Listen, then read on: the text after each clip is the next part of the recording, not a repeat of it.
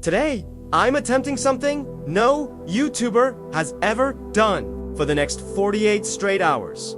I'm handing over complete control of my entire life to artificial intelligence. Every decision, every moment, every mundane task, all of it will be decided by AI apps. I can't override anything, no matter how weird it gets. I'm Ansel from Gruhbee, and this isn't a challenge. This is an experiment to see what happens when human intuition gets replaced by algorithmic perfection. And this is going to be intense.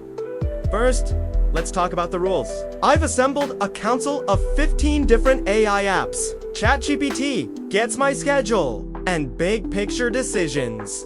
Claude handles all my work and communication. I've got a FitnessAI for my workouts, Notion AI for my tasks, and 11 other AI apps covering everything from what I wear to what I eat. The one and only rule, I cannot override anything. I can't say no to the wardrobe, the diet, or the workout. This is a total surrender. It's 6 a.m., day 1, ChatGPT. First command, wake up and meditate for 20 minutes. Okay, a little peaceful start. That's reasonable, right? But then, it suggested I wear a bright yellow shirt with purple pants to boost my creativity by 23%. I look ridiculous, but hey, we're following AI rules. Breakfast was interesting. The AI nutritionist app told me to eat scrambled eggs with peanut butter and banana slices. I'm not gonna lie, it was actually amazing. Maybe AI knows something about flavor combinations that we don't. And work productivity. That's where things got crazy. Claude scheduled my entire day in 47-minute focused work blocks with 30-minute breaks. It was based on some obscure productivity research. But I got more done before lunch than I usually do in a full day. I felt like a machine. But then, the same AI told me to take a 2-hour creative break to recharge my neural pathways. I ended up painting in the park. I haven't painted since elementary school, but somehow this felt right. The evening is when things went off the rails. My food AI ordered me Thai food, Italian gelato, and sushi for dinner. It claimed my optimal nutritional profile required this combination. My stomach was confused, but my taste buds were having a party. And my entertainment. The Netflix AI chose a Korean documentary about mushrooms, followed by a stand-up comedy special. Then a 3-minute meditation video. The whiplash was real, but I learned more about fungi than I ever expected. Day 2 started at 5:47 a.m. Apparently, that's my optimal wake time according to my sleep AI, but I felt more rested than I had in months.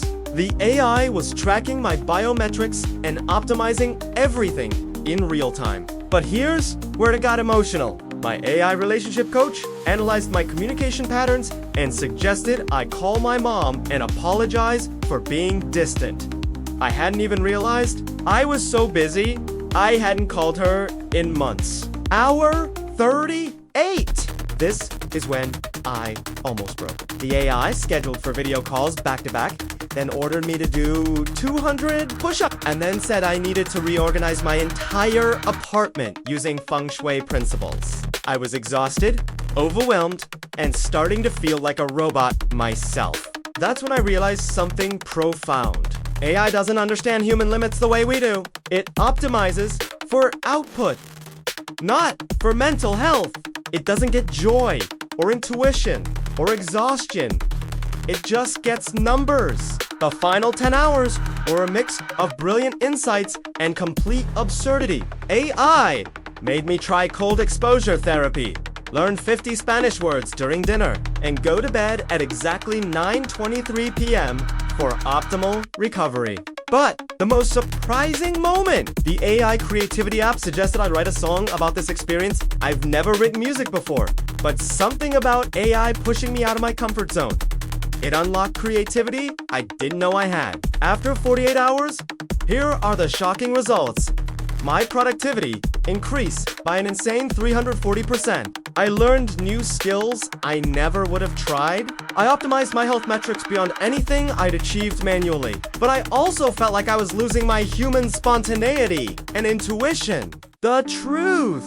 AI is incredibly powerful at optimization, but terrible at understanding the human soul. The future isn't about replacing us. It's about using AI to enhance our natural abilities. The lesson isn't to live like a robot, but to learn from the machine. Would I do it again? Maybe for 24 hours, but never without building in time for human intuition and spontaneous joy. This experiment proved that the human-AI partnership is the future. If you're interested in more deep dives into tech, crazy challenges, and the future of AI, then hit that subscribe button and join the Gruhbee community. I'd also love to hear your thoughts on this in the comments below.